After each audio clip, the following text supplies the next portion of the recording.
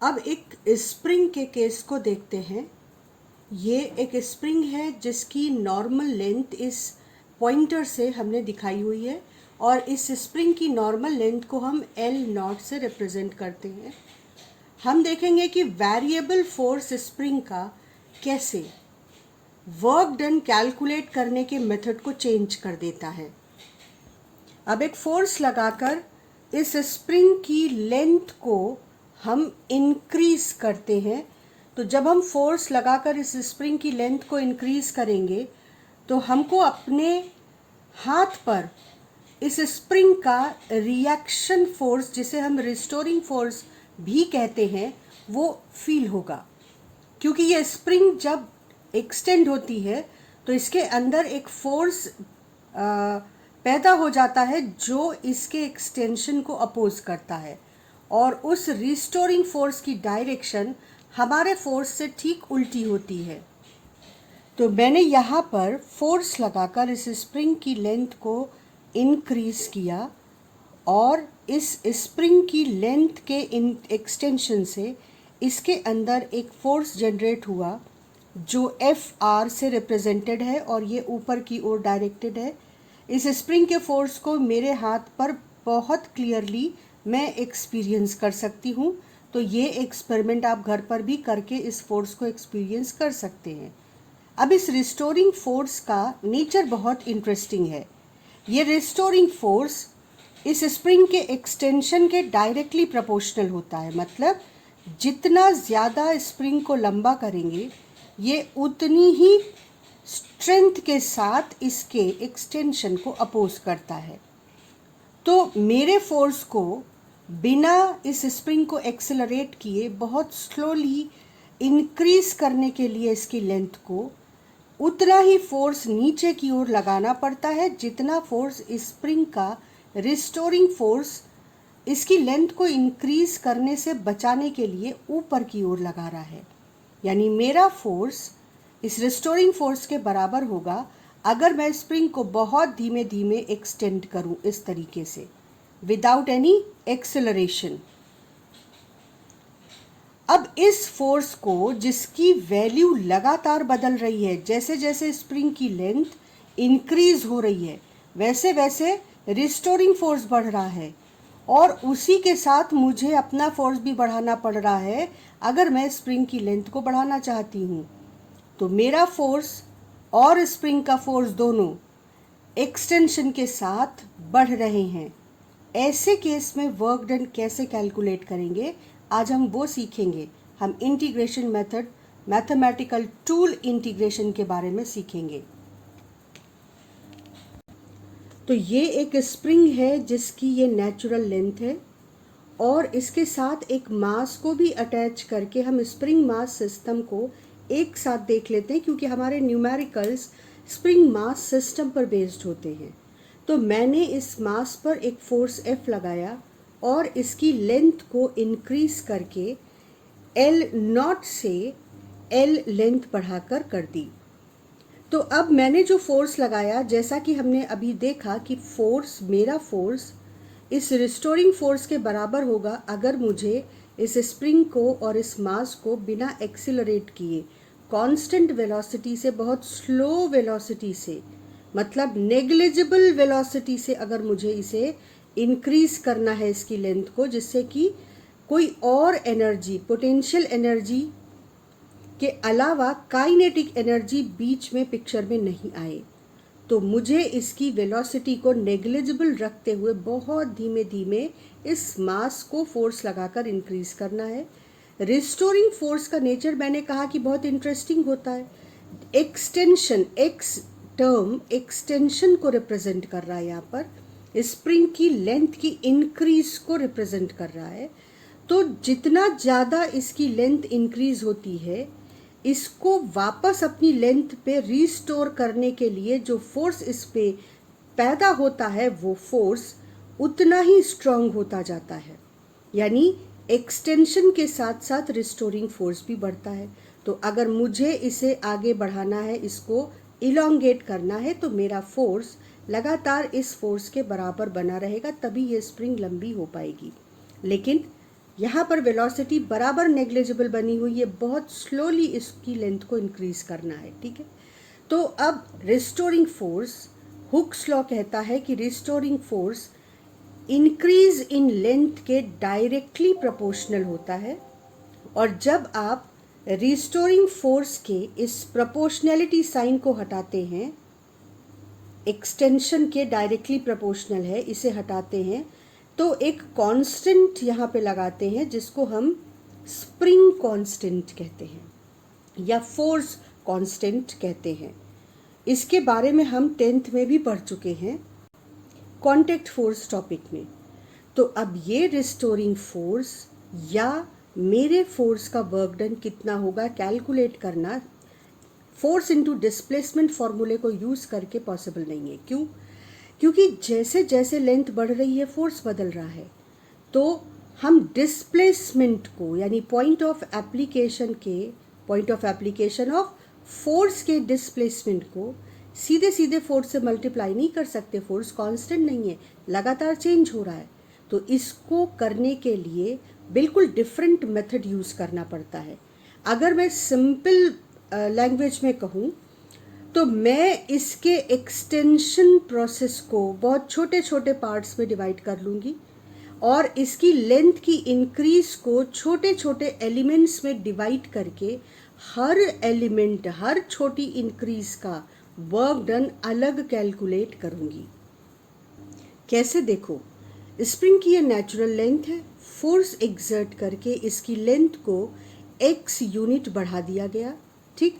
तो अब देखो, इसकी लेंथ पहले इस लाइन से रिप्रेजेंट हो रही है और अब इसकी लेंथ x इंक्रीज करके L नॉट से L हो चुकी है। अब इस लेंथ के इंक्रीमेंट के प्रोसेस को हम छोटे छोटे एलिमेंट्स में, इक्वल एलिमेंट्स में डिवाइड कर देंगे। मतलब इस लेंथ की एक्सटेंशन को हम इक्वल टुकड़ों में बांट देंगे और वो सारे elements, small elements of length, equal भी हैं और बहुत छोटे हैं। इस तरह से देखो, ठीक। तो ये पिंक और ब्लू से रिप्रेजेंटेड छोटे छोटे एक्सटेंशन लेंथ हैं। अब इस छोटे सी एक्सटेंशन को इतना छोटा लिया है कि इस ड्यूरेशन में जो फोर्स है, जो कि एक्सटेंशन के साथ चेंज होता है, अगर ये एक्सटेंशन बहुत छोटा हो तो इस फोर्स का चेंज भी बहुत छोटा होगा। तो वो चेंज इतना छोटा है कि हम इस पर्टिकुलर लेंथ के इंक्रीमेंट के लिए इस फोर्स को कांस्टेंट ले सकते हैं। तो इस ड्यूरेशन में, यानी कि लेंथ के फर्स्ट एलिमेंट के ड्यूरेशन में कितना काम हुआ, इस ड्यूरेशन में जो फोर्स था इनटू ये छोटा सा इंक्रीमेंट, इसको अगर हम डेल्टा एक्स कहें, तो ये छोटा सा इंक्रीमेंट डेल्टा एक्स अगर आप इस ड्यूरेशन के फोर्स से, और ऑब्वियसली फोर्स की वैल्यू को हम F1 लिख सकते हैं क्योंकि ये फोर्स हर एलिमेंट के लिए अलग है, क्योंकि फोर्स बदल रहा है। तो ये छोटा सा एलिमेंट है, इस ड्यूरेशन में फोर्स अगर F1 है और ये एलिमेंट इंक्रीज जो लेंथ की हुई वो डेल्टा एक्स है, तो वर्क डन इस छोटे से ड्यूरेशन में कितना हुआ, F इंटू डेल्टा एक्स। इस तरह से लिखेंगे हम लोग, F इंटू डेल्टा एक्स। तो ये वर्क डन भी तो छोटे से इंक्रीमेंट के लिए आया है, तो इसको भी हम work done for a small element represent करने के लिए डेल्टा W1 लिख देते हैं, F1 डेल्टा एक्स। अब ये इंक्रीमेंट इक्वल है, लेकिन इस ड्यूरेशन में ये जो ब्लू पार्ट है, फोर्स यहाँ से बदल कर कुछ और हो गया है, तो फोर्स को हम F2 रिप्रेजेंट करते हैं इस ड्यूरेशन में, और डिस्प्लेसमेंट डेल्टा एक्स। तो इस छोटे से लेंथ के इंक्रीमेंट के लिए वर्क डन कितना हो जाएगा, इस ड्यूरेशन में जो फोर्स रहा इनटू डेल्टा एक्स। तो देखो यहाँ पर डेल्टा W को हमने लिख दिया F2 इंटू डेल्टा एक्स। इसी तरह से third, fourth and so on हम छोटे छोटे एलिमेंट्स के लिए वर्क डन कैलकुलेट करते जाएंगे, और इस तरह से हमने पूरे एक्सटेंशन के लिए अलग अलग छोटे छोटे एलिमेंट्स में बांट कर एक्सटेंशन को हर एक्सटेंशन के छोटे एलिमेंट के लिए वर्क डन कैलकुलेट किया।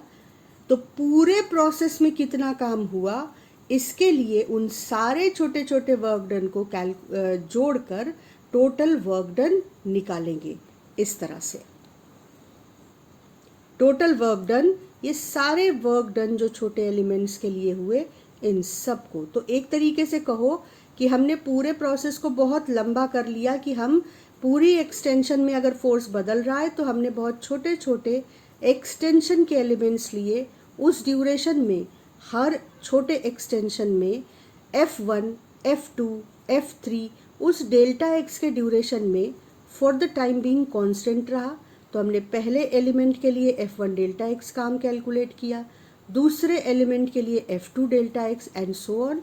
और फिर ये सारे वर्क डन जब आप टोटल करोगे तो आपको पूरे एक्स एक्सटेंशन का काम मिल पाएगा। अब ये काफ़ी लंबा प्रोसेस है, लेकिन बेसिक प्रोसेस ये है। तो इस प्रोसेस को मैथमेटिक्स ने बहुत सिंपल कर दिया।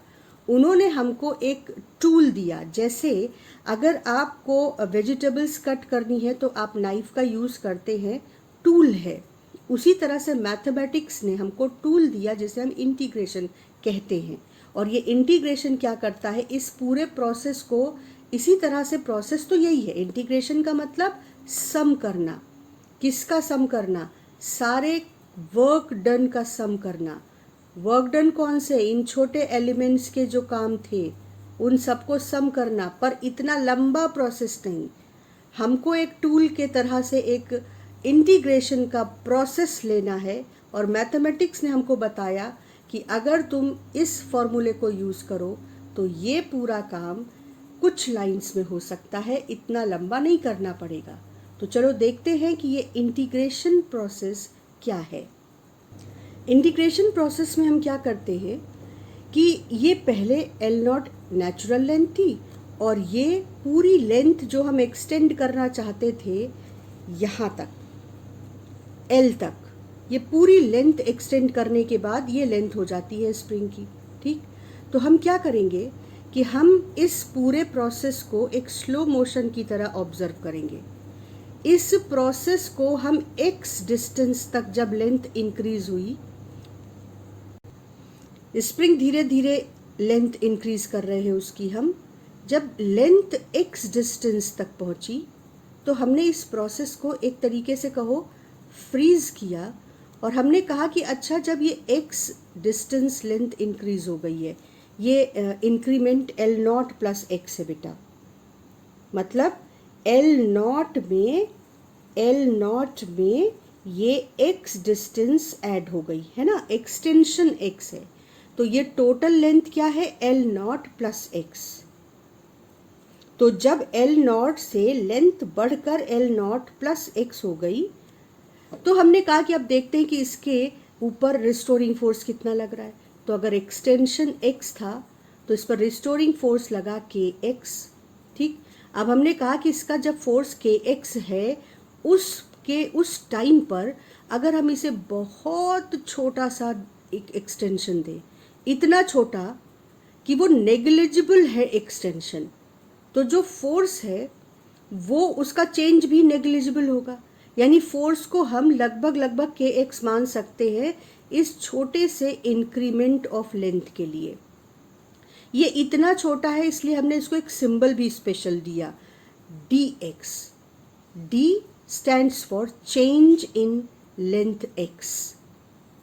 तो प्रोसेस क्या है देखो, पहले लेंथ थी L0, उसके बाद जब इसकी लेंथ इंक्रीज होकर x हो गई तब हमने इसके रिस्टोरिंग फोर्स को ऑब्जर्व किया और कहा कि इसको हमने बहुत छोटा सा डिस्प्लेसमेंट dx दिया, लेंथ इंक्रीमेंट dx दिया। तो इसकी लेंथ x से बढ़कर x प्लस dx हो गई, लेंथ का इंक्रीमेंट बढ़कर x प्लस dx हो गया। अब इस ड्यूरेशन में जो फोर्स था वो k x प्लस dx होगा, लेकिन ये dx इतना छोटा है कि Fr को हम लगभग kx ले सकते हैं। तो इस छोटे से इंक्रीमेंट के लिए वर्क डन कितना होगा देखो, छोटे से इंक्रीमेंट के लिए वर्क डन हो जाएगा इस ड्यूरेशन का जो फोर्स है F, जो कि एक्चुअली क्या है, के एक्स प्लस डी एक्स, लेकिन डी एक्स बहुत छोटा है, इतना छोटा है कि लगभग टेंडिंग टू ज़ीरो है, ज़ीरो नहीं है पर इतना छोटा है कि हम कहते हैं कि ज़ीरो की ओर लगभग लगभग ज़ीरो जैसा है, ज़ीरो नहीं है। तो फोर्स x प्लस के एक्स प्लस डी एक्स होना चाहिए था, पर अप्रॉक्सीमेटली के एक्स लिया जा सकता है। तो फोर्स इनटू ये जो छोटा सा डिस्प्लेसमेंट फोर्स ने किया dx, तो ये सिर्फ इस छोटे से इंक्रीमेंट के लिए, डिस्प्लेसमेंट के लिए मास के ये वर्क डन हमने कैलकुलेट किया, तो इसको हमने लिखा बहुत छोटे से डिस्प्लेसमेंट के लिए वर्क डन dw। तो f की जगह जब आप kx रख दोगे तो dw is equal to kx dx। ठीक, तो अब इस छोटे से इंक्रीमेंट के लिए अगर वर्क डन इतना है तो L नॉट से लेंथ का बढ़कर L हो जाना, कितना इंक्रीमेंट हो गया, L नॉट से बढ़कर लेंथ L हो गई, मतलब L माइनस L नॉट, इतना इंक्रीमेंट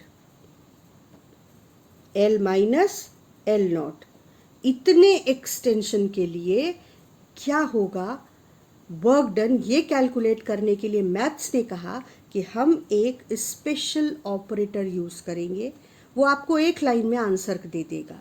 कैसे?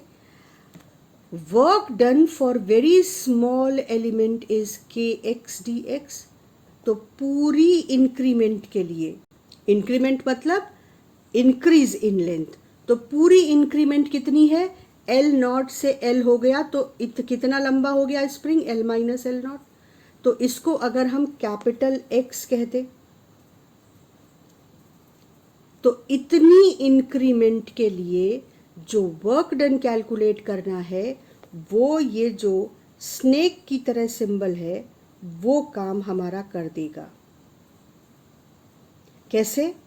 आप इस सिंबल को इस स्मॉल dw के ऊपर ऑपरेट कर देंगे। ये तो टेक्निकल लैंग्वेज है, लेकिन हम क्या करेंगे कि ये जो सिंबल है इसको kx, ये सिंबल इस dx के साथ आता है, मतलब ये जो dx एलिमेंट का वेरिएशन था f dx dw, तो हम कहेंगे कि वर्क डन पूरे इंक्रीमेंट के लिए इंटीग्रल dw, और dw क्या है, kx dx। तो इंटीग्रल का मतलब छोटे छोटे हिस्सों का वर्क डन का सम, जो अभी हम कर रहे थे लंबे प्रोसेस में। तो dw की जगह आप रख दोगे f यानी kx dx। उसके बाद आप यहाँ पे ये बताओगे इस सिंबल को कि पहले इंक्रीमेंट यानी कि पहले जो लंबाई थी जब नेचुरल थी तो स्प्रिंग की इंक्रीज इन लेंथ यानी एक्सटेंशन 0 था, और जब लेंथ उसकी बढ़कर L हो गई तो जो इंक्रीमेंट है वो बढ़कर L माइनस L नॉट हो गया, यानी extension L minus L not हो गया, जिसे हम कैपिटल X से भी रिप्रेजेंट कर रहे हैं। तो आपने इस ऑपरेटर को बताया कि भाई हमको टोटल काम चाहिए 0 से बढ़कर जब स्प्रिंग की लेंथ कैपिटल X हो गई तब तक के लिए, और जो छोटे से एलिमेंट dx के लिए जो काम था वो ये रहा। आपने उसको ये इनपुट दे दिया और अब ये ऑपरेटर को बता दिया कि इस ड्यूरेशन के लिए, इस लंबाई की बढ़ोतरी के लिए काम चाहिए, और अब ये तुमको रिजल्ट दे देगा। कैसे रिजल्ट देगा?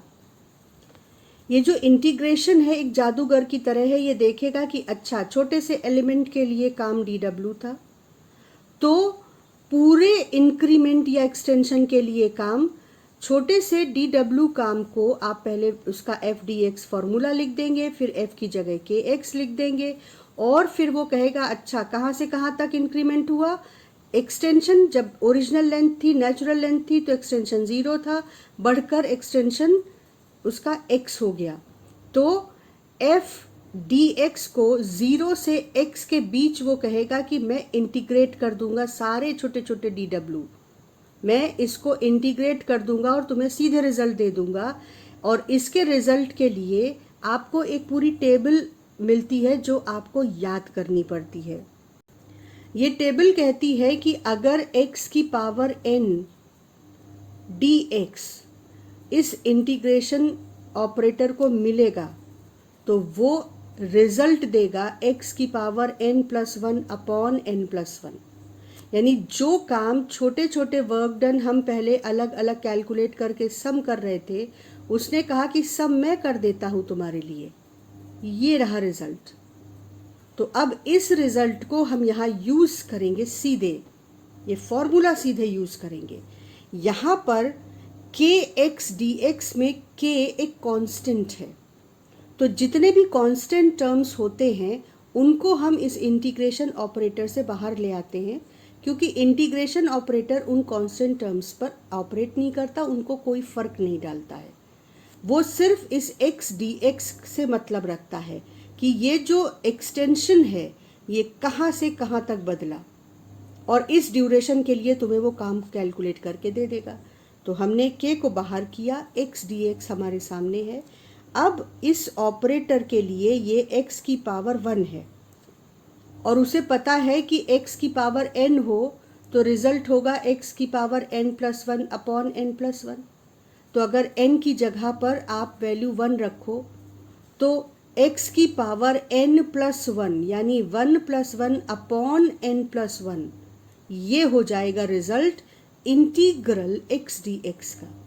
मतलब इंटीग्रल x डी एक्स का रिजल्ट होगा x²/2।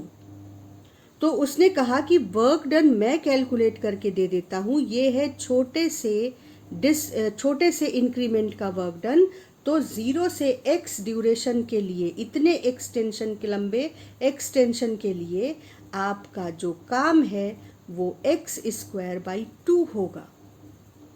तो आप इंटीग्रल x डी एक्स की जगह वैल्यू रख देंगे x²/2, पर अभी काम पूरा नहीं हुआ है। यहाँ पर आपने ये जो उसको बताया था कि पहले इंक्रीमेंट 0 था, एक्सटेंशन 0 था और बाद में बढ़कर कैपिटल X हो गया है, तो वो कहेगा कि x डी एक्स का इंटीग्रल फॉर्मूला ये रहा। अब तुम्हारे पर्टिकुलर केस के लिए पहले आपको ये, इसे बोलते हैं लोअर लिमिट, इसे बोलते हैं अपर लिमिट, ये वैल्यूज आपको x की जगह रखनी पड़ेंगी। यानी इतना तो उसने बता दिया, अब इन वैल्यूज को रख कर फाइनल वैल्यू हमें कैलकुलेट करनी पड़ेगी। तो कैसे कैलकुलेट करते हैं? हम पहले x की जगह अपर लिमिट को रखते हैं, तो स्मॉल x की जगह आपने कैपिटल X को रखा, तो ये हो गया कैपिटल x²/2। फिर बीच में माइनस साइन लगाते हैं। उसके बाद ये जो लोअर लिमिट है 0, वो x की जगह रख देते हैं। तो टोटल काम अब जाकर मिला, जब अपर और लोअर लिमिट रख कर तुमने फाइनली कैलकुलेट किया कि टोटल काम कितना है, तो ये तो 0 हो गया। तो work done in elongating the spring from L0 to L, मतलब एक्सटेंशन कितना है L-L0, मतलब L-L0 जिसे हम कैपिटल X से शॉर्ट में रिप्रेजेंटेशन दे रहे हैं। तो कितना काम मैंने किया या स्प्रिंग के रिस्टोरिंग फोर्स ने किया? ½ kx²। और ये पूरा काम हमको इन 3-4 लाइनों में रिजल्ट मिल गया। किसकी मदद से? मैथमेटिक्स की मदद से। मैथमेटिक्स ने हमसे कहा कि तुम dx छोटे से एलिमेंट के लिए काम हमें बता दो और ये बता दो कि एक्सटेंशन कहाँ से कहाँ तक हुआ, मैं तुम्हें आंसर दे दूंगा। बस इतना ध्यान रखना है कि इंटीग्रेशन आपको इस रिजल्ट के अकॉर्डिंग रिजल्ट दे देगा। यहाँ अगर n की जगह 1 है तो आप इस फॉर्मूले में n की जगह 1 करके इस इंटीग्रेशन का रिजल्ट निकाल लेंगे, पर फाइनल आंसर तब मिलेगा जब आप अपर और लोअर लिमिट इस x की जगह रख कर फाइनल आंसर कैलकुलेट करेंगे। तो वेरिएबल फोर्स का वर्क डन हम एक ऑपरेटर, एक मैथमेटिकल टूल की हेल्प से कैलकुलेट करते हैं और उसे हम कहते हैं इंटीग्रेशन। इंटीग्रेशन का मतलब भी समेशन ही होता है, पर ये हमारे लिए कैलकुलेटर का काम करता है। और बस हम उसको इनपुट देते हैं और वो हम इसे इनपुट देते हैं और वो हमको उसमें डेटा रख कर फाइनल वैल्यूज़ प्रोड्यूस कर देता है। इस integral x to the power n dx की रिजल्ट की तरह और बहुत सारे वैल्यूज़ हैं जिनका इंटीग्रेशन में रिजल्ट एक पर्टिकुलर वैल्यू होती है और वो हमें याद करनी पड़ती है, जिससे जहाँ जैसी ज़रूरत हो हम इंटीग्रेशन के टूल को यूज़ कर सकें। तो इंटीग्रल साइन x dx इसकी वैल्यू होती है minus cos x, integral cos x की वैल्यू होती है plus sine x, integral 1/x dx की वैल्यू होती है log x, integral e to the power x dx की वैल्यू होती है e to the power x and so on. लेकिन हमारा काम मेनली अक्सर इन 3 फॉर्मूलों से फिजिक्स में चल जाया करेगा। तो इंटीग्रेशन क्या होता है और कैसे फिजिक्स में अप्लाई होता है, ये हमने स्प्रिंग के इलोंगेशन में जो फोर्स लगाया उसके वर्क को कैलकुलेट करके आज सीखा है। और ये वर्क डन आता है हाफ kx²/2। तो अब नेक्स्ट क्लास में हम लोग वर्क एनर्जी थ्योरम पढ़ेंगे और इस फॉर्मूले को, इस मेथड को 2 न्यूमेरिकल्स में यूज़ करके सीखेंगे कि अगर f की वैल्यू kx यानी x के डायरेक्टली प्रोपोर्शनल ना बदलकर किसी और फॉर्मूले की तरह बदल रही हो, तब इसी इंटीग्रेशन प्रोसेस को कैसे यूज़ करेंगे।